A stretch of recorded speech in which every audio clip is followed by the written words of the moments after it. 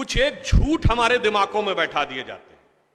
जैसे आप सब ने यह कथा पढ़ी होगी कि एकलव्य का अंगूठा कटवा लिया द्रोणाचार्य ने, पढ़ा है ना आप सब ने? पर यह बताइए कितनों ने महाभारत में स्वयं पढ़ा है? मेरे विचार से हम में से किसी ने भी कभी महाभारत में वह प्रसंग पढ़ा ही नहीं होगा एकलव्य वाला। और अगर हम यह भी विनम्रता से पूछें कि महाभारत के कौन से चैप्टर में है, तो भी शायद हम में से किसी को ध्यान नहीं होगा कि महाभारत के वन पर्व में एकलव्य का उल्लेख है। मगर देखिए मार्क्स और मैकाले का प्रभाव कि हमारे दिमागों में ऐसा भरा हुआ है कि हम ग्लानि से आबद्ध हैं बगैर पढ़े हुए। अब मैं आपसे कहूंगा, जाइएगा, जाकर पढ़िएगा।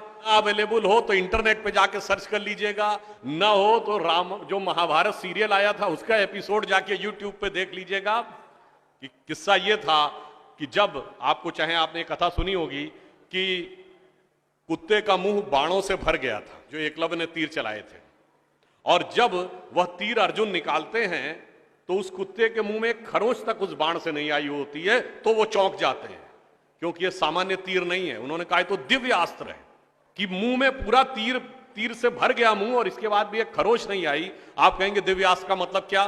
दिव्यास्त्र का मतलब ये है जैसे रशिया यूक्रेन की लड़ाई चल रही है ना, इससे पहले मिडिल ईस्ट की लड़ाई देती थी, तो जो मिसाइल जाती है वो लेजर गाइडेड जाती है, जिस बिल्डिंग पे गिरना उसी बिल्डिंग पे गिरती है, अगल बगल पे नहीं गिरती, क्योंकि the direction is precise to the meters. पर अगर मुंह के अंदर जाए और खाल पर खरोच ना आए, इसका मतलब it is so much strongly guided that it is precision to the micrometers. तो जब ये वो देखते हैं ये दिव्यास्त्र चलाना, तो उन्होंने कहा दिव्यास्त्र राजा चला सकता है, ये कैसे सीखा इसने?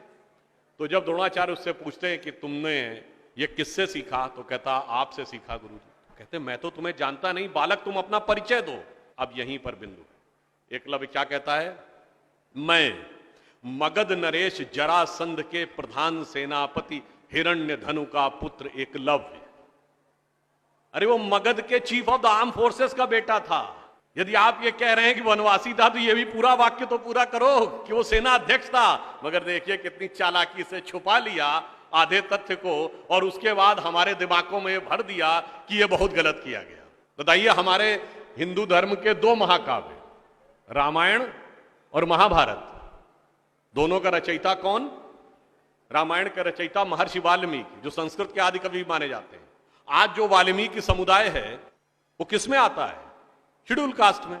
महाभारत के रचयिता और वेदांत और मीमांसा के रचयिता महर्षि वेदव्यास, जिनकी मां मछुआरिन थी, वह समुदाय किसमें आता है? कुछ राज्यों में, दिल्ली में शेड्यूल कास्ट में, यूपी में अति पिछड़े में। तो मेरे भाई संत रैदास, नामदेव, कबीर, दादू, ये सब पूज्य संत हुए, फिर भी हमारे दिमागों में ये भरा जाता है।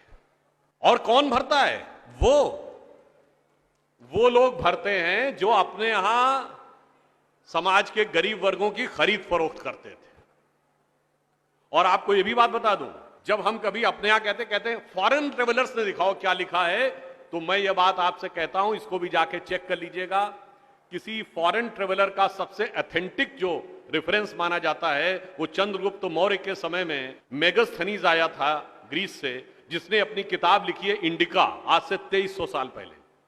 वो इंडिका किताब आज उपलब्ध नहीं है, मगर उसके उद्धरण तमाम जगहों पे हैं, तो प्रूवन है किताब थी। उसने भारतीय समाज में व्यवस्था का वर्णन करते हुए लिखा है कि यहां पर 7 जातियां हैं, मगर महत्वपूर्ण बात यह है यहां इतनी समरसता, इतना सामंजस्य है कि यूनान के समाज के समान यहां कोई समाज का ऐसा वर्ग नहीं है जिसके साथ शोषण या भेदभाव किया जाता हो। ये एक विदेशी लिख रहा है। और मैं एक और बात आपसे बताना चाहता हूं, बहुतों को नहीं पता होगा, गांव में पंचायत होती है ना, ये पंचायत में 5 की संख्या कहां से आती है?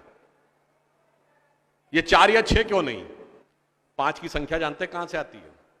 4 वर्ण माने गए थे, तो किसी भी गांव में निर्णय लेना होगा तो चारों वर्णों का एक एक प्रतिनिधि होगा, और 5वां जानते कौन होगा?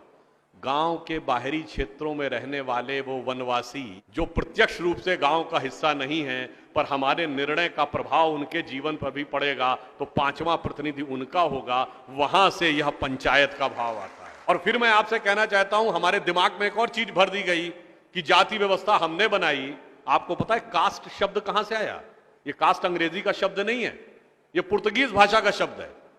और 1931 में जो अंतिम जनगणना जाति के आधार पर, उसमें 4114 जातियां हैं हिंदू समाज में, जिसमें अब 6000 बताई जाती हैं। मैं चैलेंज करके पूछता हूं, कोई दिखाओ तो किसी धर्म ग्रंथ में 6000 जातियां लिखी हो, और जहां लिखी उसमें इससे ऊंचे ये, इनके नीचे ये ऊंचा ये नीचा, कौन से धर्म ग्रंथ में लिखा है? ये माली ऊंचे की तेली ऊंचे, सुनार ऊंचे कि लोहार ऊंचे, कहां लिखा है? जानते हैं कहां लिखा है?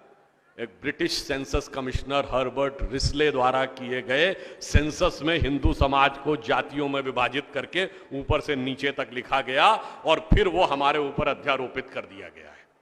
हमारे दिमागों में कैसी कैसी बातें भरी जाती हैं। एक थोड़ा लिबर्टी लेते हुए यह भी कहना चाहूंगा, महिलाओं को पढ़ने का अधिकार नहीं दिया जाता था। अब ये बताइए, हमारे यहां दिल्ली में लोगों को ध्यान नहीं होता है, आप लोगों ने मैत्री कॉलेज और गार्गी कॉलेज है ना, ये मैत्री और गार्गी कौन थी? ये वैदिक काल की 20-22 विदुषी स्त्रियों में से एक हैं। गार्गी ने ऋषि याज्ञवल्क्य के साथ शास्त्रार्थ किया। फिर मैं चैलेंज करके कहता हूं, दुनिया में कोई दूसरा धर्म संस्कृति बताइए जहां धर्म पे टिप्पणी करने का अधिकार किसी महिला को हो और किसी धर्म के ज्ञाता के साथ शास्त्रार्थ करने का अधिकार। फिर हमको समझाया जाता है कि हमारे यहां बराबरी नहीं थी। अरे आप सबको याद हो, सबसे प्रख्यात शास्त्रार्थ कौन सा है?